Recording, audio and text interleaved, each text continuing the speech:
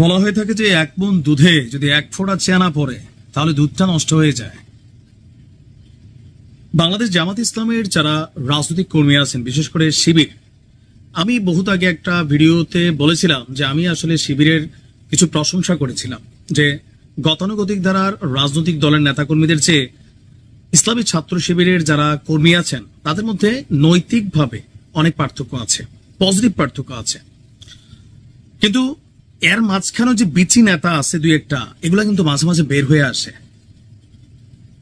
আপনি দেখেন এই যে সরকার পতনের পর থেকে বাংলাদেশ জামায়াতে ইসলামের পোলাপাইন অনেক ধরনের কর্মকাণ্ড চালাচ্ছেন। এর আগে গুপ্ত রাজনীতি করছেন, প্রকাশ হবার পরে বিভিন্ন পজিটিভ কর্মকাণ্ড চালাচ্ছেন। কিন্তু এর মাঝখানে গেল কয়েকদিন আগে চট্টগ্রামে সম্ভবত চট্টগ্রামে চট্টগ্রাম প্রেস ক্লাবে মানবতা বিরোধী অপরাধে আপনার অভিযুক্ত মামলা যখন জামাতের নেতা এটিএম আজহার সাহেব মুক্তি পেলেন, তখন এখান নিয়ে মিষ্টি টিষ্টি বিতরণ হইলো।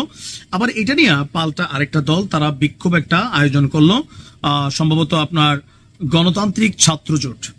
তো সেইখানে একজন নারীকে, বড় দাড়িওয়ালা একজন মানুষ, তিনি লাথি মারলেন। পরবর্তী সময় আমরা জানলাম যে এই লোক জামাতের কর্মী, খুবই অ্যাক্টিভ কর্মী। এরপরে তাকে নিয়ে জামাত বহিষ্কার করলো, ভাইরাল হলো সোশ্যাল মিডিয়াতে। ভাইরাল হবার পর তাকে পুলিশ গ্রেপ্তার করলো। গ্রেপ্তারের 6 ঘন্টা পর সে আবার ফেসবুকে স্ট্যাটাসও দিল। এটা হচ্ছে সম্ভবত আমাদের পুলিশ এখনো ফুল ঠিক হয় নাই, এটা হইতে পারে, নাকি আগের পোস্ট পরে পাবলিশ হয়েছে ফেসবুকে, ওইটাও হইতে পারে। পুলিশের গ্রেপ্তারের 6 ঘন্টা পর সে ফেসবুকে পোস্ট দিয়েছে, ডাজন্ট ফ্যাক্ট। তো এরপরে তার বিরুদ্ধে যে মামলা হয়, সে গ্রেপ্তার হইয়া আপনার ভিডিওটা ভাইরালের কারণে গ্রেপ্তার হয়। এরপর আমরা দেখছিলাম যে জামাতের পক্ষ থেকে একটা বিবৃতি আসছিল যে আকাশ চৌধুরী নামে সংগঠনের একজন কর্মী ঊর্ধ্বতন কর্তৃপক্ষের অনুমতি ছাড়া সেখানে উপস্থিত হয়ে যে কর্মকাণ্ড অংশগ্রহণ করছে তা নিন্দনীয়। আমরা এই কর্মকাণ্ডকে প্রশ্রয় দেওয়ার পক্ষপাতী নাই, তাই কেন্দ্রীয় দৃষ্টিভঙ্গির আলোকে শৃঙ্খলা ভঙ্গের দায়ে উপযুক্ত বিষয়সমূহ বিবেচনায় নিয়ে আকাশকে বহিষ্কার করা হয়েছে। মজার বিষয় হচ্ছে জামাতকে এখনো মুখে একটা বলে অন্তরে আর একটা বলে আমি বিশ্বাস করি না, কিন্তু কর্মে তো এরকমই মনে হচ্ছে। আর এই প্রতিবেদন যখন আমি করতেছি, এটা বিবিসির মাধ্যমে সারা পৃথিবী দেখছে।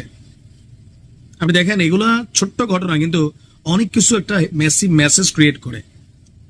কি ঘটনা ঘটছে, কোথায় থেকে প্যাচ লাগছে দেখেন।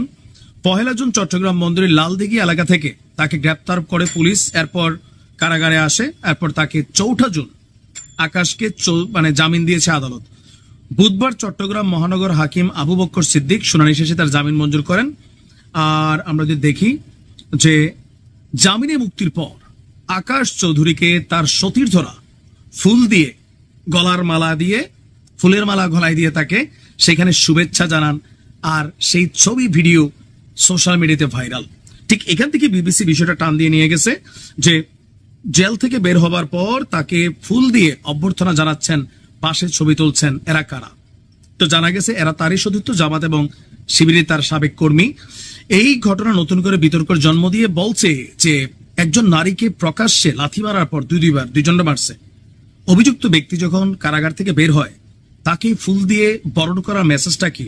এই মেসেজটা হচ্ছে সোজা কথা সহিংসতার স্বীকৃতি।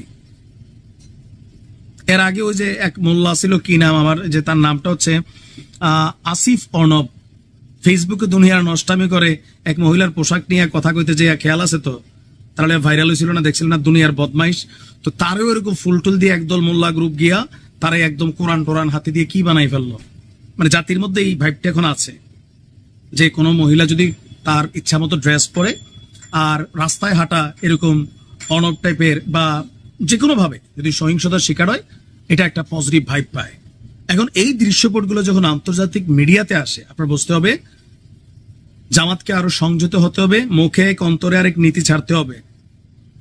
না হয় এই ব্যক্তিরা যারা ফুল দিয়া বরণ করছে তাদেরকেও দল থেকে বহিষ্কার করতে হবে। যে এরা কারা, যে এগুলো কিন্তু আসলে খুব সিরিয়াস নেওয়ার বিষয়, নয়তো ওই ভাইরাল হয়েছি তারপরে গিয়া বক্কর চক্কর। এখন তার সাথে আবার এখন এটার পরে জামাত ইসলামের পক্ষ থেকে বলা হয়েছে যে ফুলেল সংবর্ধনার সাথে জামাত ইসলামের কোনো সম্পৃক্ততা নেই। চট্টগ্রাম মহানগর জামাতের সহকারী সেক্রেটারি মোহাম্মদুল্লাহ বলছেন যে তার সাথে কোনো সংবর্ধনা নেই, আর এগুলা তার ব্যক্তিগত ব্যাপার, আমাদের কেউ নাই। তো এগুলো আসলে দায় সারা বক্তব্য বাংলাদেশের রাজনৈতিক দলগুলো দেয়, মানুষ খায় না এখন। তবে সামনে ক্ষমতায় যাইতে গেলে জামাত এবং নারী সাংঘর্ষিক ইস্যু এটা অলওয়েজ ছিল, আপনারা নিশ্চয়ই এগুলো ফোকাস করবেন। ভালো থাকুন। বুঝছে নতুন না পুরান, তবে নোটিশ পাইলে সম্ভবত আর একটু বুঝবে আর কি। হঠাৎ করে আপনি দেখেন যে বিএনপির একদম কেন্দ্রীয় নির্বাহী কমিটি থেকে এনসিপি কে উদ্দেশ্য করে কোনো উল্টাপাল্টা কথা বলা বা ডক্টর মোহাম্মদ ইউনূসকে নিয়ে উল্টাপাল্টা কথা বলার ইস্যুতে আপনার দুলু এবং বুলু দুইজনের বিরুদ্ধে কিন্তু বিএনপির কেন্দ্রীয় কমিটি থেকে একটা নোটিশ আসছে, সতর্ক করা হয়েছে তাদেরকে। এখন দুলু ভাইটার পিছনে বিএনপির নেতাকর্মীদের মন্তব্য যৌক্তিক, কারণ হাসনাত এমন কথা বলছে যেটা রিয়েকশনে দুলুভাই বলছে, তবে তার যেহেতু বয়স বেশি তিনি এটা বলতে পারেন কিনা এই জায়গা থেকে। এবার বিএনপির জাতীয় নির্বাহী কমিটির সদস্য এম নাসির রহমান তিনি আবার বলে বসছেন আরেক কথা, বাচ্চাদের একটা দল আছে, মানে তিনি যথেষ্ট প্রবীণ বয়সে 70-75 তো হবেই, তো ওনার কাছে তো যাই হোক তিনি এখানে দুইটা বক্তব্য দিয়েছেন। আমার মনে হয় তিনিও খুব শীঘ্রই একটা চিঠি পাইতে পারেন। বাচ্চাদের একটা দল আছে national children's party, national children's party মানে যেটা হচ্ছে ন্যাশনাল সিটিজেন পার্টি। এনসিপি কে তিনি দিয়েছেন এনসিপি, ঠিক আছে, মানে জাতীয় বাচ্চা পার্টি বা জাতীয় শিশু পার্টি। এই শিশু পার্টিদের সবার বয়স হলো 27 থেকে 28 বছর। এই বাচ্চা পার্টিকে দল গঠনের সুবিধা দিতে নির্বাচন পেছানোর ষড়যন্ত্র করা হচ্ছে। তারা সরকারের ভেতরে থেকে দল বানিয়ে নির্বাচনে সুবিধা নিতে চায়। এদের যতই হৃষ্টপুষ্ট করা হয় তারপরও কোনো ভোট পাবে না। এই কথা আবার ঠিক না, তারা ভোট কম বেশি পাবে। মানে যেই গতিতে এখন বিএনপির বিভিন্ন জায়গায় পজিটিভও আছে, নেগেটিভও তৈরি হচ্ছে ইমেজ, সেখানে বাচ্চা বাড়িরা কিছুটা ভোট পাবে, খুব বেশি পাক না পাক। তো তিনি বলছেন দেশের মোট ভোটার হচ্ছে 12.5 কোটি, আর ফেসবুক ভোটার হচ্ছে 50 লাখ বা আরো কম। এদের মধ্যে একটি অংশ সংস্কারের দোহাই দিয়ে নির্বাচনের বিরোধিতা করছে। তাহলে 12 কোটির উপর যেসব ভোটার রয়েছেন তারা তো কোনো কথা বলেননি।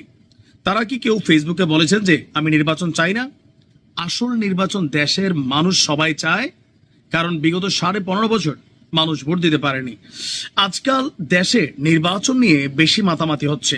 মফস্বল, টাউন, গ্রাম অঞ্চলে যারা থাকেন তারা সবাই নির্বাচন চান, আর শহরের ভেতর যাদের মোবাইল ফোন আছে এবং একটি অংশ ফেসবুক আছে, ওই ফেসবুক ওয়ালার দেশে নির্বাচন চান না। ফেসবুক খুলে কমেন্টে দেখবেন তারা নির্বাচন চায় না, তারা 5 বছর ডক্টর ইউনূসকে চায় বলেও কমেন্ট করে, পোস্ট করে। এরা হলো ফেসবুক ভোটার। তো অনেকটা ধৈর্য হারিয়েছেন কথার মধ্যে বোঝাই যাচ্ছে।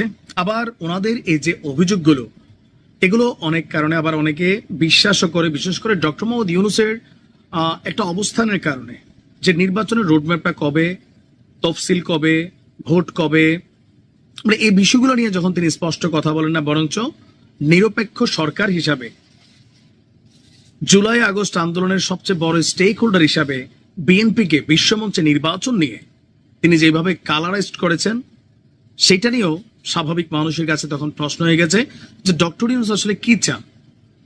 সেই জায়গা থেকে বারবার এনসিপির নামটা আসে, যে বড় বড় রাজনৈতিক দলগুলো ডক্টর ইউনূসের সাথে দেখা করতে গেলে 7-8 বার অ্যাপয়েন্টমেন্ট নিতে হয়, আর নাহিদ তারা নাকি গিয়া শোয়ার রুমে ঢুকে যেতে পারে, এমনটাও কিন্তু বিএনপির নেতারা বলে। সো এগুলো থেকে মানুষের কাছে মনে হয়। আবার বিএনপিকে নিয়ে যখন তিনি নিজেই এটা বক্তব্য দিচ্ছেন, ওইসব জায়গা থেকে এই যে মুরব্বী যারা নেতারা আছেন তারাও ধৈর্য হারায়। আসলে কি এরকম যে ডক্টর মোহাম্মদ ইউনূস কোনো ষড়যন্ত্রে লিপ্ত আছেন এনসিপি কে বিশেষ সুবিধা দিতে? অনেক মানুষ কিন্তু এটা মনে করেন, আবার অনেকে মনে করেন যে না, তবে না এর সংখ্যাটা কম। আপনি যদি বাংলাদেশে এই মুহূর্তে জরিপ করেন যে এনসিপি কে সুবিধা দিতেই কি নির্বাচন পেছানো হচ্ছে, এই জরিপটা যদি মাঠ পর্যায়ে একটা মিনিমাম ভোট হয়, এটাতে 100% আসবে যে এনসিপি কে সুবিধা দিতেই। তারপরে বিএনপির তিনি ওই বড় নেতা, তাদের কাছে তথ্য থাকে, হইতেও পারে নাও হইতে পারে, অথবা রাজনৈতিক বক্তব্য হিসাবে এটা দিতেই পারে যে কোনো জায়গায়। আসলে কি ঘটছে সেটা হচ্ছে কথা। ভালো থাকুন।